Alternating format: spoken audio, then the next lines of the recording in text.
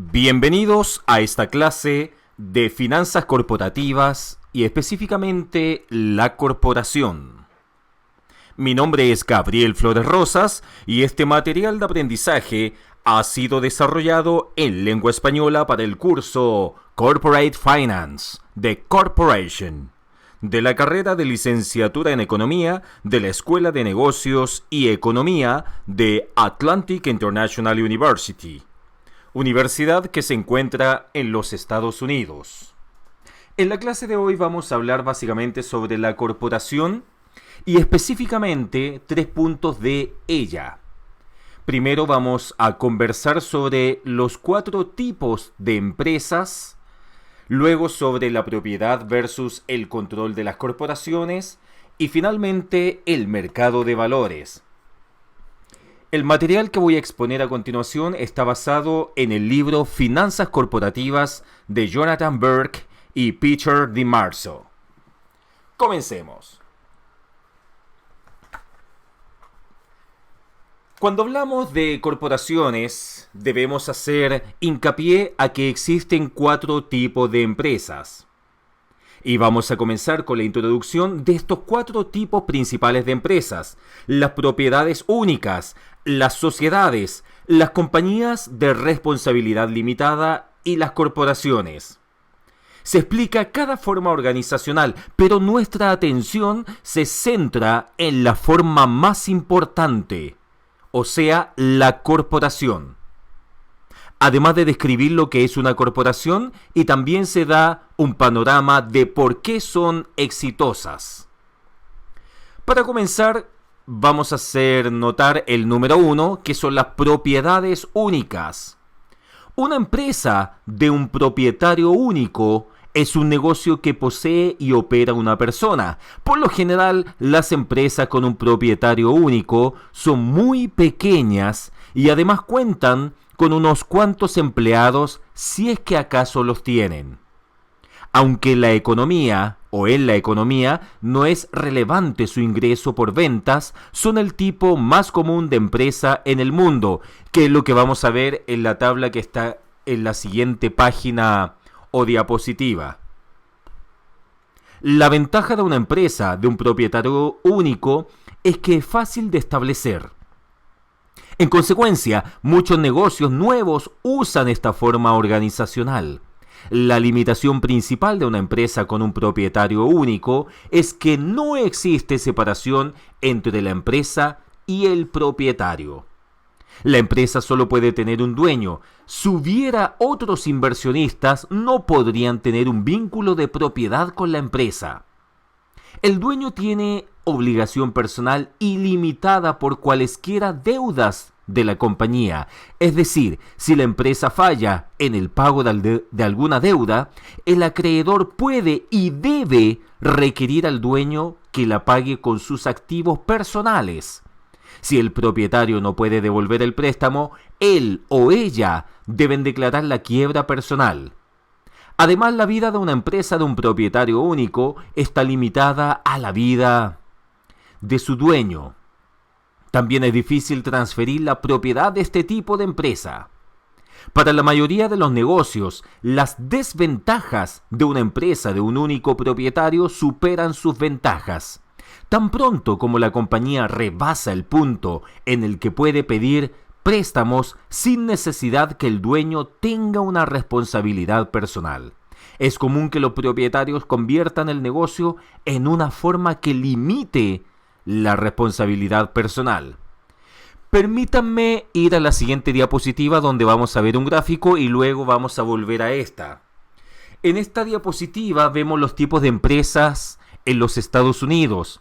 Existen 4 tipos diferentes de empresa en este país.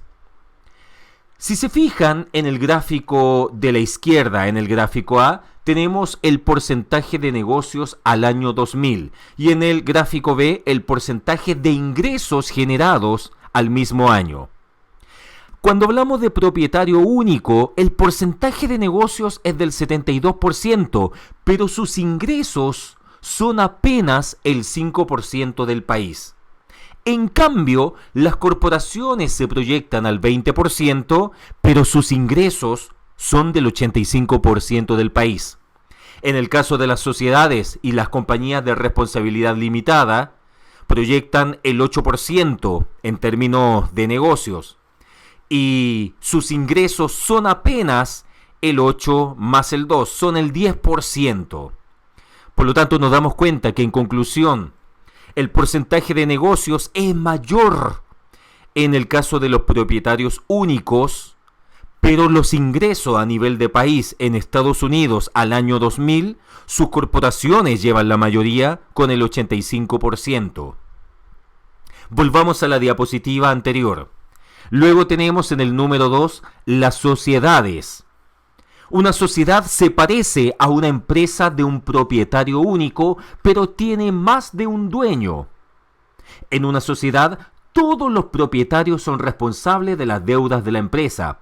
Es decir, un acreedor puede requerir que cualquier socio pague todas las deudas vigentes de la compañía. La sociedad termina con la muerte o retiro de cualquiera de los dueños.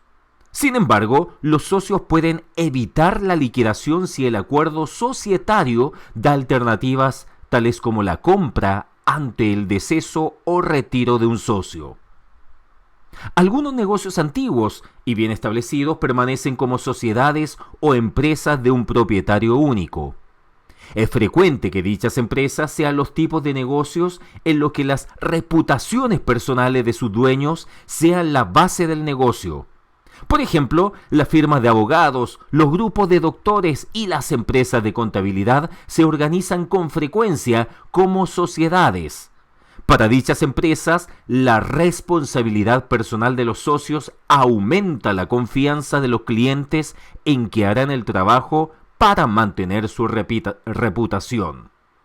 Luego tenemos en el número 3 las compañías de responsabilidad limitada, que en inglés se habla sobre LLC, proviene de Limited Liability Companies. Una compañía de responsabilidad limitada, o LLC, es una sociedad limitada sin un socio general. Es decir, todos los dueños tienen responsabilidad limitada, pero pueden operar el negocio a diferencia de los socios limitados. La LLC es un fenómeno relativamente nuevo en Estados Unidos. El primer estado que aprobó un estatuto para la creación de una LLC fue Wyoming el año 1977 y el último fue Hawái en 1997. Las compañías internacionales con responsabilidad limitada son mucho más antiguas y establecidas. Las LLC tuvieron preeminencia hace más de 100 años en Alemania. En primer lugar, como la GmbH, y luego en otros países de Europa y América Latina. En Francia, una LLC se conoce como Société à Responsabilité Limitée, o SAR, y con nombres similares en Italia como SRL y España simplemente como SL. Finalmente tenemos en el número 4 las corporaciones. La característica distintiva de una corporación es que una entidad artificial, ya sea una persona moral o entidad legal, definida en lo legal, diferente de sus propietarios. Como tal, tiene muchos de los poderes jurídicos de las personas. Puede celebrar contratos, adquirir activos, incurrir en obligaciones y, como ya dijimos, goza de la protección de la Constitución de los Estados Unidos contra la incautación de su propiedad. Debido a que la corporación es una entidad legal separada y diferente de sus dueños, es la responsable única de sus propias obligaciones. En consecuencia, los propietarios de una corporación o sus empleados, clientes, etc., no son responsables de ninguna de las obligaciones que adquiere ésta. En forma similar, la corporación no es responsable de ninguna de las obligaciones personales de sus dueños. Pasemos a la siguiente diapositiva y se titula La propiedad versus el control de las corporaciones. A diferencia del dueño de una propiedad única que tiene el control directo de la empresa, frecuentemente no es factible que los dueños de una corporación lo tengan, porque son muchos los propietarios de esta y cada uno elige con libertad comerciar sus acciones. Es decir, en una corporación el control directo y la propiedad con frecuencia se encuentran separados.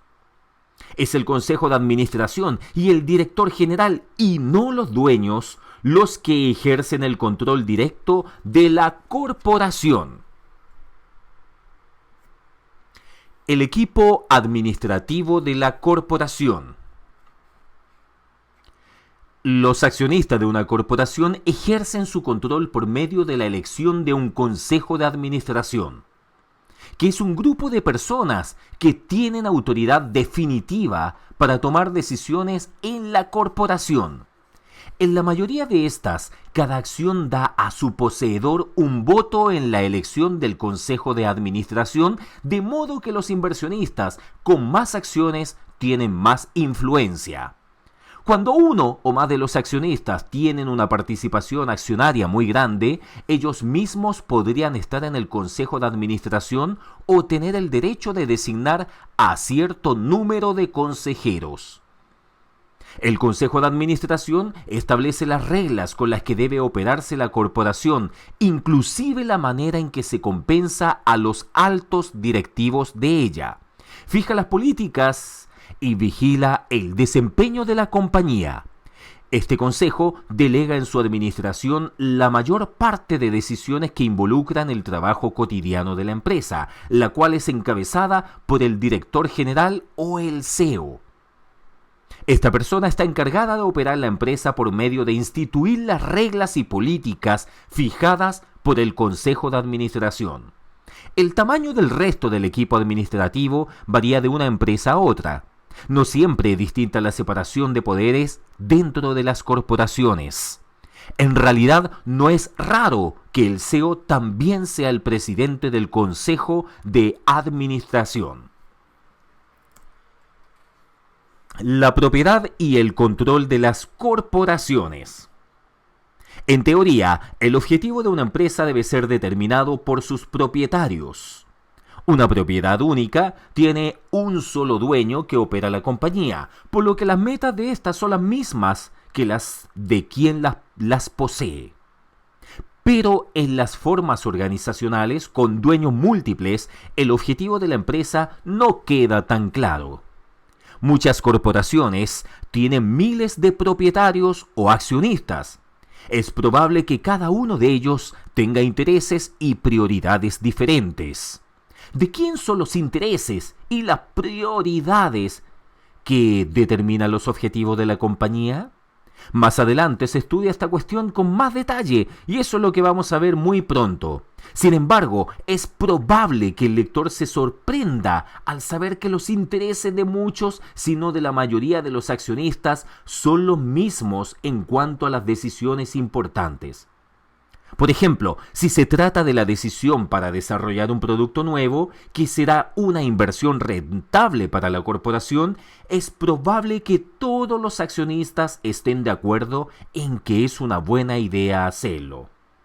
Aun cuando todos los propietarios de una corporación concuerden en los objetivos de esta, hay que implantarlos. En una forma organizacional sencilla como la propiedad única, el dueño que opera la empresa puede garantizar que los objetivos de esta coincidan con los suyos propios. Pero una corporación es operada por un equipo administrativo distinto de sus dueños. ¿Cómo pueden los propietarios de una corporación asegurarse de que los administradores implantarán sus objetivos? Luego tenemos el problema del agente y el principal. Muchas personas opinan que, debido a la separación de la propiedad y el control de una corporación, los administradores tienen pocos incentivos para trabajar en la consecución de los intereses de los accionistas, cuando esto significa trabajar en contra de los suyos. Los economistas denominan a este como el problema del agente y el principal. La manera más común de enfrentar en la práctica el problema de la gente y el principal es minimizar el número de decisiones que toman los administradores y que requieran poner sus intereses propios en contra de los intereses de los accionistas. Por ejemplo, los contratos de compensación de los administradores se diseñan para garantizar que la mayor parte de decisiones sean en el interés de los accionistas y que también beneficien a los administradores. Es frecuente que los accionistas liguen la compensación de los altos directivos con las utilidades de la corporación o quizá con el precio de sus acciones. Sin embargo, existe una limitante para esta estrategia. Al ligar en forma demasiado estrecha la compensación con el rendimiento, los accionistas pueden pedir a los administradores que corran riesgos mayores que aquellos con los que se sientan cómodos, por lo que es probable que no tomen las decisiones que los accionistas quieren. También se puede volver difícil encontrar directivos talentosos que acepten dicho trabajo. El desempeño del CEO. Otra manera en que los accionistas pueden motivar a los administradores para que trabajen en el interés de aquellos es disciplinarlos si no lo hacen. Si los accionistas no están satisfechos con el desempeño de un CEO, en principio podrán presionar al consejo para que lo despida. Sin embargo, es muy raro que los directores y altos ejecutivos sean reemplazados a causa de una rebelión de accionistas. En vez de ello, los inversionistas descontentos con frecuencia eligen vender sus acciones. Por supuesto que alguien debe estar dispuesto a comprar estas acciones. Si son bastante los accionistas insatisfechos, la única forma de hacer que los inversionistas compren o conserven las acciones es ofrecerlas a precio bajo. En forma similar, los inversionistas que ven una corporación bien administrada querrán adquirir sus acciones, lo que hace que el precio se eleve. Así, el precio de las acciones de una corporación es un barómetro de sus líderes que les da, en forma continua, retroalimentación acerca de la opinión que de ellos tienen los accionistas. La quiebra corporativa. Debido a que una corporación es una entidad legal independiente, cuando fracasa en el pago de sus deudas, la gente que prestó dinero a la empresa, los acreedores, están en posición de embargar los activos de la corporación como compensación por el incumplimiento, o sea, el impago. Para impedir el embargo, la compañía puede tratar de renegociar con sus acreedores o solicitar a una corte federal la protección por quiebra. En la quiebra se da a la administración la oportunidad de reorganizar la empresa y renegociar con sus acreedores. Si este proceso no funciona, el control de la corporación por lo general pasa a los acreedores. En la mayoría de los casos, los accionistas originales quedan con poca o ninguna participación en la empresa. Así, cuando una compañía no puede saldar sus adeudos, es frecuente que el resultado final sea un cambio de propiedad y que el control pase de los tenedores de capital a los acreedores. Un aspecto importante es que la quiebra no necesariamente da como resultado la liquidación de la empresa, que implicaría el final del negocio y la venta de sus activos. Aun si el control de la empresa pasara a sus acreedores, está en el interés de estos operarla del modo más rentable posible. Ahora tenemos el mercado de valores. Desde el punto de vista de un accionista externo, una característica importante de una inversión en el capital de una corporación es su liquidez. Se dice que una inversión es líquida si es posible venderla con facilidad en un precio cercano al que se compraría en ese momento. Las acciones de muchas corporaciones son líquidas porque se comercian en mercados organizados llamados mercados de valores o bolsas de valores. Esa clase de corporaciones se conocen como compañías públicas. Un inversionista de una compañía pública puede invertir en forma fácil y rápida su inversión en efectivo por medio de vender sus acciones en uno de dichos mercados.